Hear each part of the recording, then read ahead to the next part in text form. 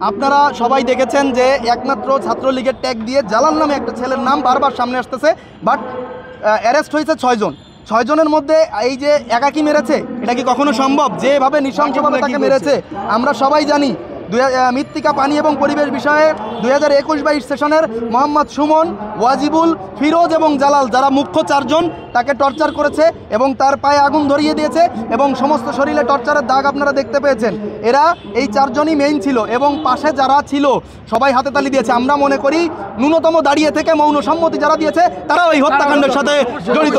কারণ আপনি অন্যায় যে করে, অন্যায় যে সহে, সমান অপরাধী 2 জনই। সেক্ষেত্রে আমি বলতে চাই যে 4 জন, এখানে 4 জনের নাম আমরা দেখেছি এবং ভিডিও ফুটেজ। আমি এখানে স্পষ্টভাবে আরেকটা কথা বলতে চাই, বিশ্ববিদ্যালয় ক্যাম্পাসের যারা প্রশাসনের আছে তারা এখানে একটা এজাহার দায়ের করেছে অজ্ঞাতনামা, তারপরে কে বা কারা, এই সমস্ত মানে ফ্যাসিস্ট মার্কা কথাবার্তা আমরা আর বাঙালি জাতি শুনতে চাই না। স্পষ্টত ভিডিও থাকা সত্ত্বেও ভিডিও ফুটেজের থেকে বড় প্রমাণ আর কি হতে পারে আমাদের জানা নাই। তারপরে কিভাবে তারা একটা অজ্ঞাতনামা দিয়ে, কে বা কারা দিয়ে, যেখানে 3-4 দফা ভিডিও আছে যে একবার তাকে মারা হয়েছে, দ্বিতীয়বার তাকে খাওয়ানো হয়েছে। খাওয়ানোর পরে একটা জিনিস বোঝেন, একটা মানুষকে, সাধারণ মানুষকে, যে চোর, তাকে মারার পরে যখন খাওয়ানো হচ্ছে সে তো সাধারণত ভয় পাওয়ার কথা যে আমি চুরি করছি, আমাকে মারছে একবার, এখন খাওয়াচ্ছে আবার, সে বিনা ভয়ে খাচ্ছে।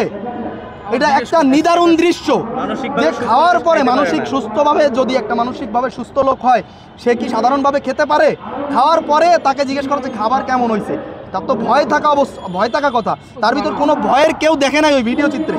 তার মানে স্পষ্টতই বোঝা যাচ্ছে, বা আপনারা বৈষম্য বিরোধী ছাত্র আন্দোলনের যে ফুটেজটা আমাদের তোফাজ্জলের আছে সেখানে দেখতে পারবেন, সে যদিও কিছু সামঞ্জস্য কথা বলছে কিন্তু অধিকাংশ জায়গায় অসামঞ্জস্য কথা বলছে এবং আল্লাহর কাছে বিচার দিছে।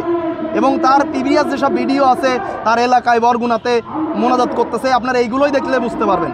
এই নির্মম নৃশংস হত্যাকাণ্ডের যে পর্দা ফেলার একটা প্রক্রিয়া শুরু হয়েছে, সেই পর্দা কোনো রকমেই আমরা এসএসসি 2009 এবং এইচএসসি 2011 ব্যাচের সারা বাংলাদেশের যত সদস্য আছি আমরা কখনোই হতে দিব না। এবং কোনো রকম যদি কোনো রকম মিথ্যা অপচেষ্টা এবং পর্দা ফেলানোর কোনো, এই বিচার ব্যবস্থার উপর পর্দা ফেলানোর কোনো রকম চেষ্টা করা হয়, আমরা কঠোর হস্তে প্রতিরোধ করব এবং সারা বাংলাদেশব্যাপী অসহযোগ আন্দোলন ডাক দিয়ে ঢাকা শহর সহ শাহবাগ এবং ঢাকা ইউনিভার্সিটির যত চত্বর আছে এই চত্বরে আমরা স্পষ্টত আন্দোলন করব এবং অবস্থান কর্মসূচি ঘোষণা করব এবং এর থেকে বড় কর্মসূচিতে যেতে বাধ্য হব।